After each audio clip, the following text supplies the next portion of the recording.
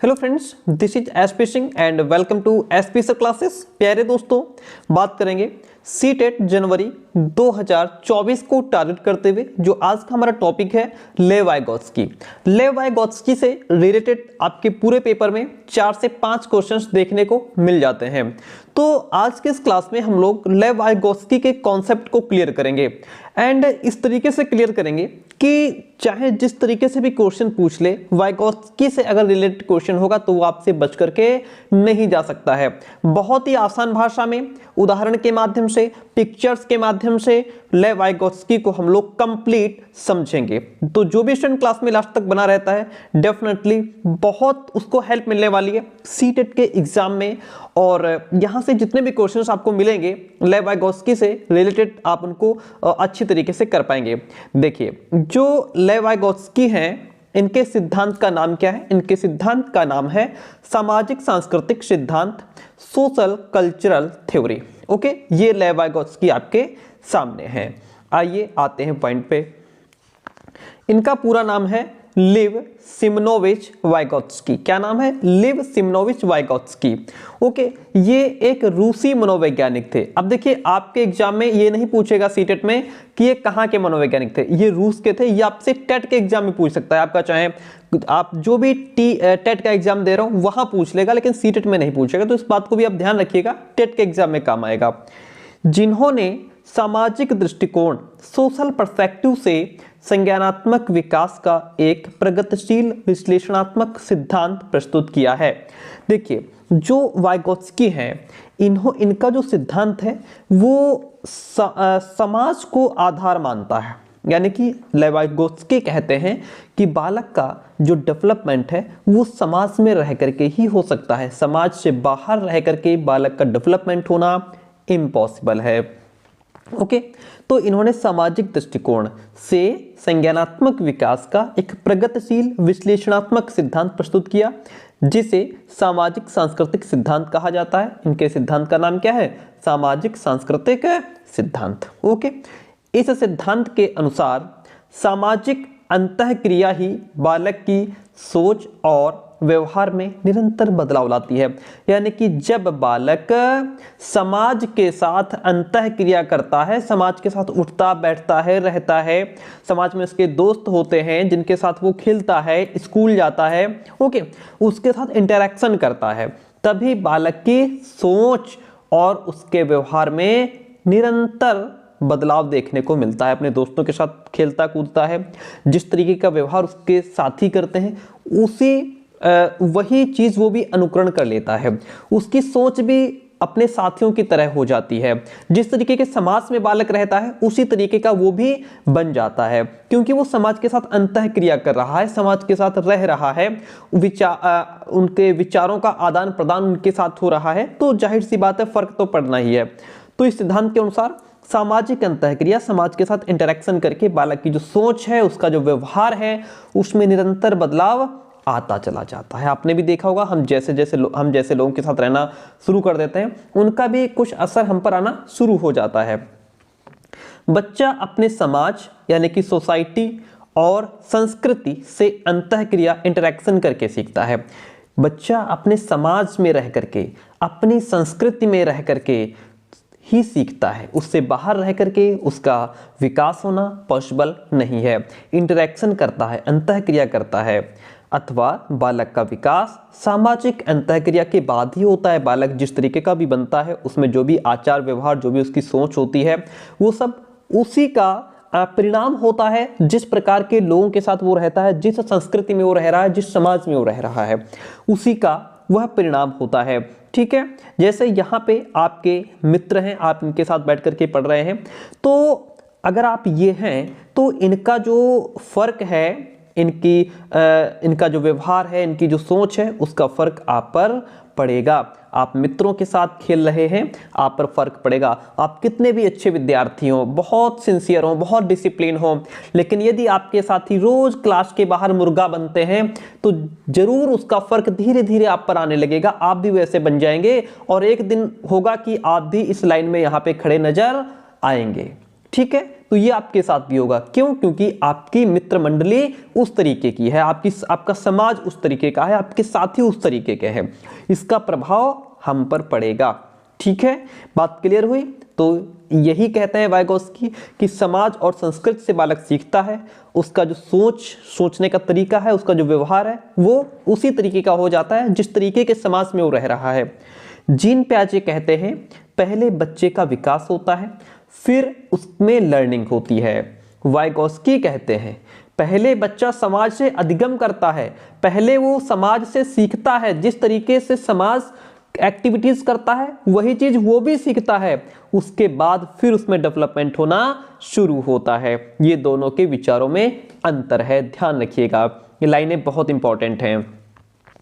Vygotsky ने बालक के ज्ञान के विकास में भाषा, सामाजिक विकास और सांस्कृतिक एवं ऐतिहासिक संदर्भ को बहुत इंपॉर्टेंस दिया है। ये कहते हैं बालक के ज्ञान के विकास में जो लैंग्वेज है, जो उसका सोशल डेवलपमेंट है और जो संस्कृति है, ऐतिहासिक संदर्भ जो भी है, ये चीज़ें बहुत इंपॉर्टेंट रोल प्ले करती हैं उसकी डेवलपमेंट में। वाइगोत्स्की का मानना था कि मनुष्य की गतिविधियां, मनुष्य की जो भी एक्टिविटीज़ हैं वो सामाजिक परिप्रेक्ष्य में ही संभव है, न कि समाज से अलग रह करके। वो जो भी कुछ करेगा, जो भी उसकी क्रियाकलाप होंगी, जो भी आवश्यकताएं होंगी, वो समाज ही पूरी करेगा। तो जाहिर सी बात है, तो जो जिस प्रकार के वो समाज में रह रहा है उसी तरीके की वो भी एक्टिविटीज़ करेगा, गतिविधियां करेगा, उससे अलग रह करके पॉसिबल नहीं है। उनका सबसे महत्वपूर्ण विचार अंतरक्रिया या अन्योन्य क्रिया, इंटरेक्शन था। भाई हम समाज में रह रहे हैं, इनका हम पर फर्क पड़ रहा है, हमारा इन पर पड़ रहा है, हम दोनों के बीच में विचारों का आदान प्रदान हो रहा है। ठीक है, जो भी इस तरीके से हम जिस प्रकार के लोगों के साथ उठना बैठना हमारा है, ठीक है, तो जाहिर सी बात है हम वही चीज़ें सीखेंगे, आगे बढ़ेंगे। एक दूसरे से अंतरक्रिया या अन्योन्य क्रिया यानी कि इंटरेक्शन करते हैं और इसके द्वारा ही हम सीखते हैं। एक दूसरे के साथ अंतरक्रिया हो रही है, एक दूसरे के साथ क्या हो रहा है, इंटरेक्शन हो रहा है, उसी के द्वारा हम सीखते भी हैं। ठीक है, यही इनका मेन मुद्दा है कि हम समाज और संस्कृति से सीखते हैं, जिस तरीके के लोगों के साथ रहते हैं वैसे ही हम बन जाते हैं। वाइगोत्स्की के दो बहुत ही महत्वपूर्ण कॉन्सेप्ट हैं। पहला तो है जेडपीडी, जिसको हम जोन ऑफ प्रॉक्सिमल डेवलपमेंट कहते हैं, और दूसरा है इनका स्कैफोल्डिंग, जिसको पाड़ या ढांचा कहते हैं। और ये दोनों चीज़ों को समझते हैं। देखिए, बहुत सारे बच्चे इन दोनों में कंफ्यूज हो जाते हैं कि आखिर ये है क्या। बालकों में निष्पादन यानी कि परफॉर्मेंस की जो क्षमता है वो लिमिटेड होती है, सीमित होती है कि आप कितनी परफॉर्मेंस दे सकते हैं। वाइगोत्स्की के अनुसार उस क्षमता को बढ़ाया जा सकता है। बालक के अंदर जितना काम करने की क्षमता है, कैपेबिलिटी है, उसको इंक्रीज किया जा सकता है। बालकों की सीमित क्षमता को बढ़ाने के इस कॉन्सेप्ट को वाइगोत्स्की ने समीपस्थ विकास का क्षेत्र नाम दिया है। उन्होंने इसको जोन ऑफ प्रॉक्सिमल डेवलपमेंट कहा है कि वो कहते हैं कि बालक की क्षमता को बढ़ाया जा सकता है, सीमित है लेकिन वी कैन इंक्रीज दैट। इसके अकॉर्डिंग किसी कुशल या व्यस्क साथी की सहायता से बालक के परफॉर्मेंस क्षेत्र को बढ़ाया जा सकता है। अगर कोई वयस्क साथी है, मान लीजिए कक्षा 8 का एक बच्चा है, उसका जो साथी है वो क्लास 10th में है, तो ये जो 10th वाला बच्चा है ये इस बालक की हेल्प करके इसकी जो क्षमता है उसको बढ़ा सकता है। या कोई कुशल साथी है, उसका जो साथी है, जो उसका मित्र है, वो बहुत प्रतिभाशाली है, पढ़ने में अच्छा है, तो वो उसकी हेल्प करके क्या कर सकता है, इसकी क्षमता को बढ़ा सकता है, इसकी काम करने की क्षमता को बढ़ा सकता है।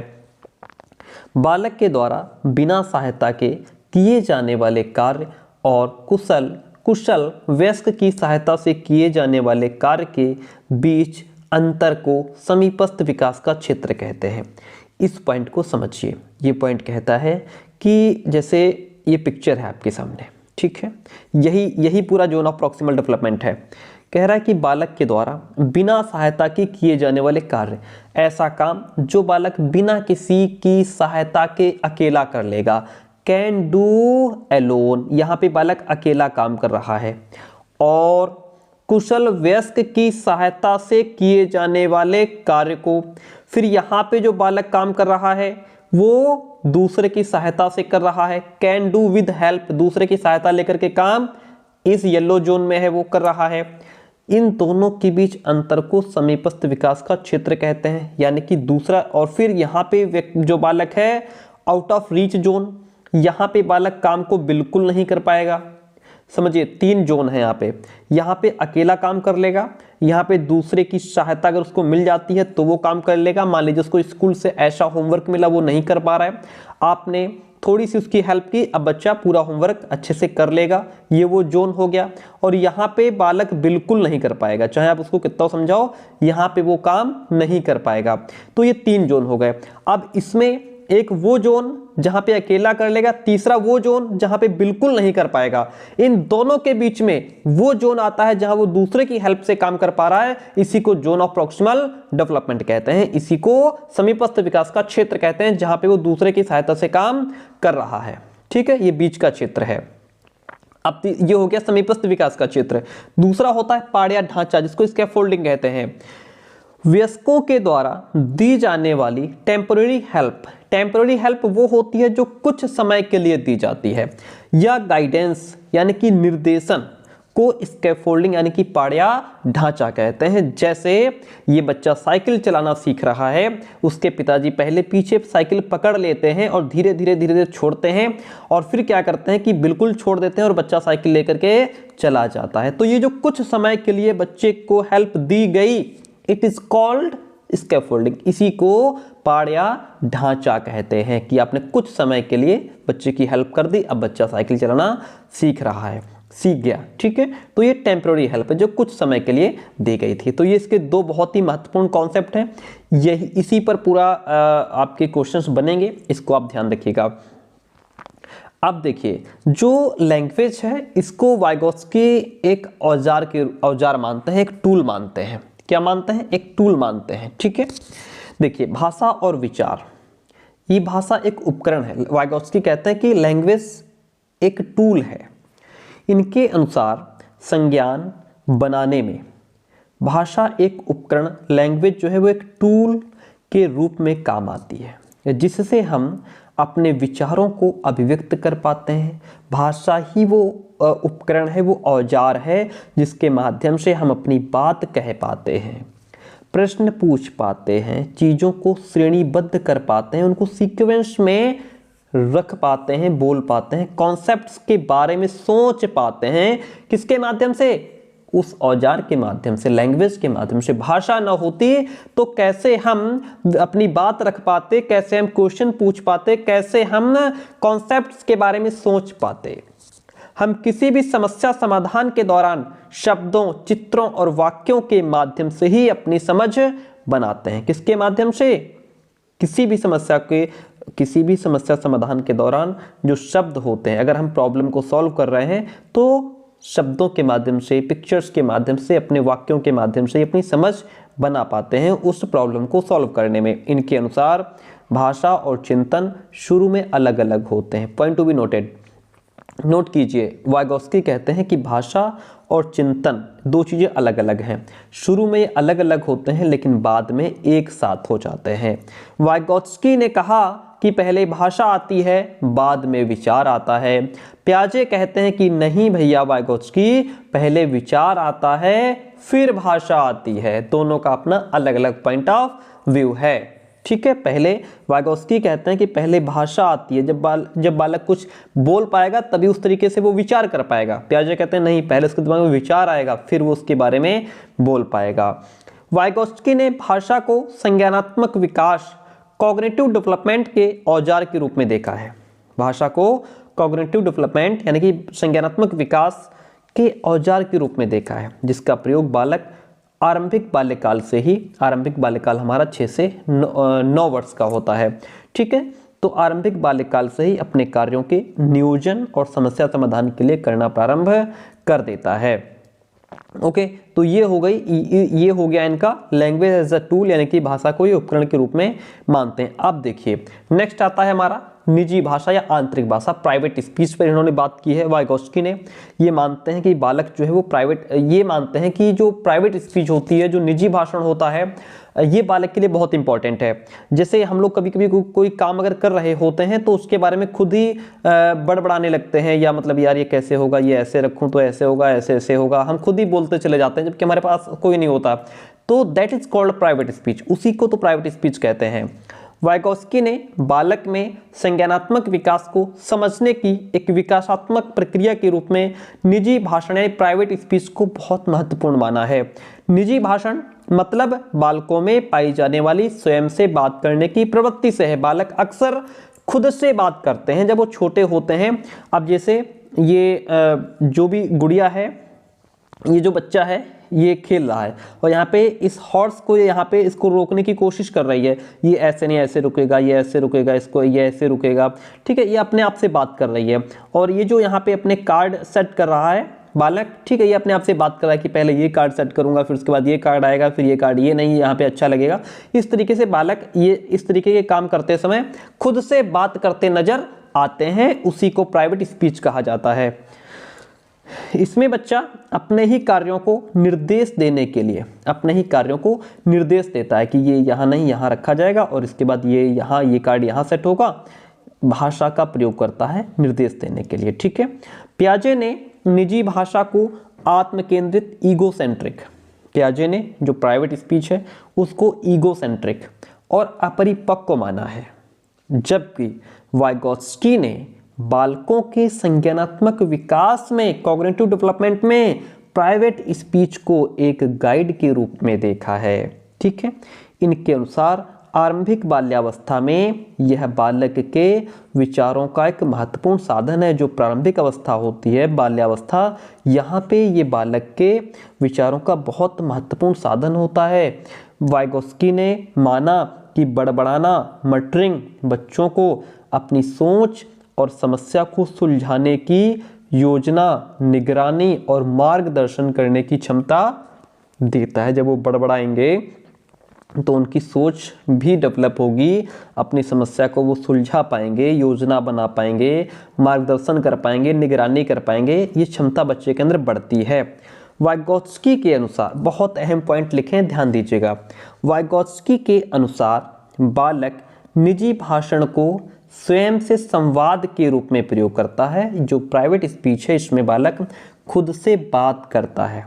इस प्रकार वो अपने व्यक्तिगत और सामाजिक जीवन में समस्याओं की एक समझ बना पाता है और व्यवहार तथा सोच को मार्गदर्शन प्रदान करता है। पियाजे ने संज्ञानात्मक विकास की 4 अवस्थाएं बताई हैं। वाइगोत्स्की ने संज्ञानात्मक विकास के लिए कोई सामान्य अवस्थाएं नहीं बताई हैं, ठीक है, ध्यान रखिएगा। पियाजे ने 4 अवस्थाएं बताई हैं और वाइगोत्स्की ने कोई सामान्य अवस्था नहीं बताई है। पियाजे ने संज्ञानात्मक विकास की मुख्य प्रक्रियाएं जैसे स्कीमा हो गया, अनुकूलन है, आत्मसातकरण है, रचनात्मक समायोजन बताई है, जबकि वाइगोत्स्की ने बालक के संज्ञानात्मक विकास में संक्रिया भाषा हो गई, सांस्कृतिक औजार हो गया, ठीक है, संवाद हो गया, इन सब चीज़ों को बहुत इम्पोर्टेंस दिया है। और पियाजे ने भाषा की अल्प भूमिका, पियाजे कहते हैं कि बच्चे के डेवलपमेंट में जो लैंग्वेज है बहुत कम भूमिका निभाता है। वाइगोत्स्की ने संज्ञानात्मक विकास में भाषा को बहुत इंपॉर्टेंट माना है। ये चीज़ें रट लीजिएगा, यहाँ से क्वेश्चन जरूर बनता है, ठीक है, जो अहम पॉइंट्स लिखे हैं। तो इस तरीके से वाइगोत्स्की का इतना ही कॉन्सेप्ट है और इसको बहुत अच्छे से आप समझ करके जाइएगा। नेक्स्ट फिर हम लोग जीन पियाजे, लॉरेंस कोहलबर्ग हैं, इन सब चीज़ों को समझ लेंगे, ठीक है। और क्लास कैसी रही कमेंट करके जरूर बताइएगा। Thank you so much.